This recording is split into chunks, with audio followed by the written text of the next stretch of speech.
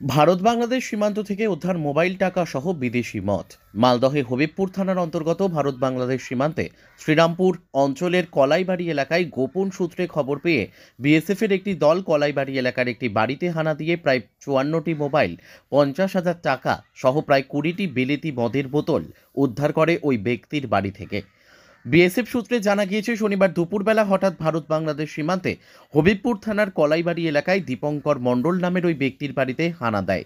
যদিও হানা দিয়ে দীপঙ্কর মণ্ডলকে ধরতে পারেনি বিএসএফ, বাড়ি থেকে পালিয়ে যায়। শুরু হয় কলাইবাড়ি এলাকার ওই ব্যক্তির বাড়িতে দুপুর থেকে সন্ধ্যা পর্যন্ত বিএসএফ ও হবিবপুর থানার পুলিশের যৌথ উদ্যোগে চলে তল্লাশি। সেই তল্লাশি চলাকালীন উদ্ধার করা হয় মোবাইল ফোন, টাকা, মদ। বিএসএফ এর তরফ থেকে হবিবপুর থানা পুলিশের হাতে তুলে দেওয়া হয় সামগ্রিক। ওই ব্যক্তির বাড়ি থেকে তার স্ত্রীকে আটক করে হবিবপুর থানায় নিয়ে যাওয়া হয়।